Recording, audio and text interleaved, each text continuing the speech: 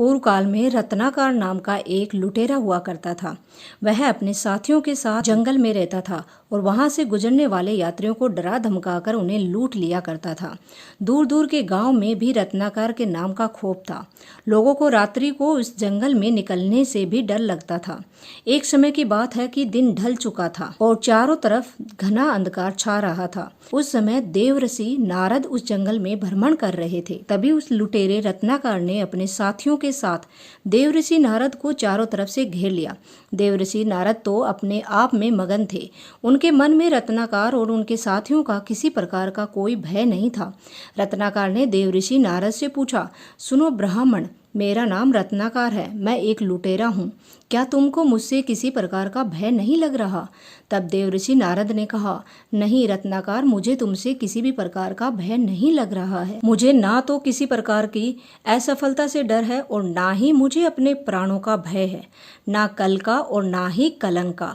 लेकिन मुझे लग रहा है कि शायद तुम डरे हुए हो। तब रत्नाकर ने गुस्से में कहा, नहीं, मैं डरा हुआ नहीं हूँ।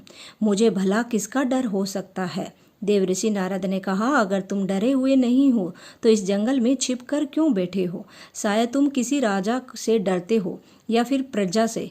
तब रत्नाकर ने कहा, नहीं, मैं किसी से भी नहीं डरता, न ही राजा से और न ही प्रजा से।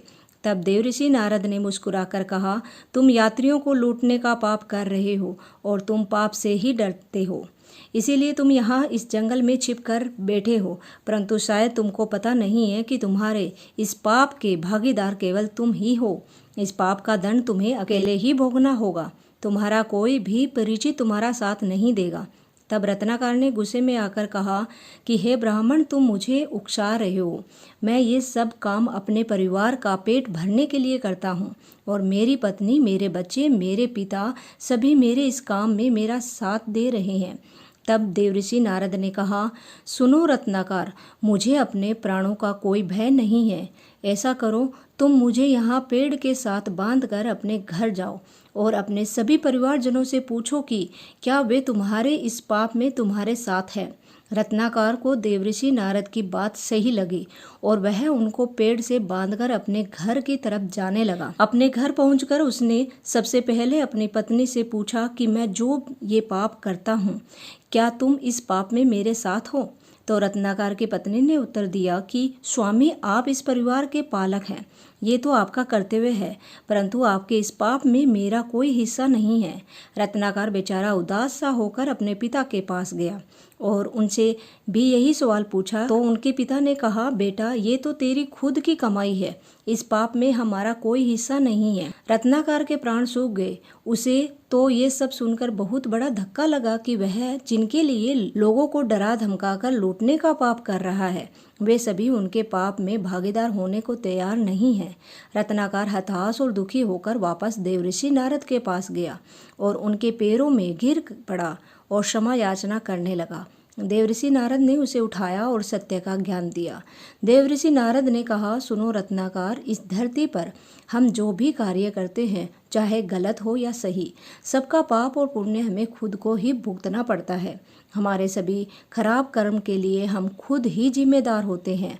तुमने पूर्व जन्म में जो कुछ पाप किए उसके जिम्मेदार भी तुम हो और आगे आने वाले जीवन में जो भी कार्य करोगे उसके लिए जिम्मेदारी तुम्हें अकेले ही उठानी होगी। देवर्षि नारद ने रत्नाकर से सत्य से परिचित कराकर उसे राम का नाम जपने का उपदेश भी दिया।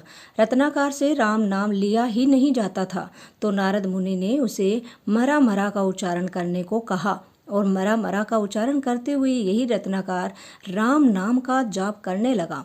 रत्नाकर वहीं बैठकर जपने लगे, मरा मरा मरा। जिद इतनी थी कि समय बीतता गया, किंतु वह नहीं उठा। उसका जाप निरंतर चलता गया। एक समय ऐसा आया जब दीमकों ने एक ही जगह स्थित देखकर उन्हें पेड़ समझा और उनके शरीर पर अपना घर बना लिया। कालांतर में उसका पूरा शरीर दीमकों से ढक गया। तब ब्रह्मा जी उनकी तपस्या से अति प्रसन्न हुए। उन्होंने दीमकों द्वारा खाए हुए अंगों को सुंदर और पुष्ट बना दिया। दीमकों द्वारा बनाए गए उस बोबिन यानी कि वाल्मीकि से निकलने के कारण उस दिन से वह रत्नाकर वाल्मीकि बन गए। वर्मा जी ने ही उन्हें सर्वप्रथम ऋषि वाल्मीकि का नाम देकर उन्हें ऋषि वाल्मीकि कहकर पुकारा था। भगवान राम के नाम के प्रभाव से वे परम दयालु ऋषि हो गए थे और आगे जाकर यही रत्नाकर महर्षि वाल्मीकि के नाम से प्रसिद्ध हुए। महर्षि वाल्मीकि आदिकाल के सबसे सर्वोच्च ऋषि हैं। महर्षि वाल्मीकि का जन्म अश्विनी मास की पूर्णिमा को हुआ था। वह संस्कृत के विद्वान कवि और दुनिया के सबसे बड़े ग्रंथ रामायण के रचयिता हैं। एक बार महर्षि वाल्मीकि कोंच पक्षी के प्रेमालाप करते हुए जोड़े को देख रहे थे। उसी समय एक व्याघ्र ने उस जोड़े में से एक पक्षी को मार डाला। महर्षि का हृदय द्रवित हो गया। उस दुख से उनके मुख से उस व्याघ्र को धिक्कारते हुए अनायास ही एक श्लोक निकल पड़ा। यह रामायण का प्रथम छंद था। उसी छंद से ही वाल्मीकि जी आदि कवि हुए। वहीं से उन्होंने महाकाव्य रामायण की रचना प्रारंभ की। महर्षि वाल्मीकि ने ही प्रसिद्ध ग्रंथ रामायण को संस्कृत में लिखा। सत्य ही कहा गया है कि राम नाम के इस शब्द में बहुत बल है, जिसने एक डाकू को भी भारतवर्ष के सर्वोत्तम ऋषि के रूप में परिवर्तित कर दिया। अगर आपको हमारा ये वीडियो पसंद आया तो वीडियो को लाइक, शेयर एंड सब्सक्राइब अवश्य करना। थैंक यू दोस्तों।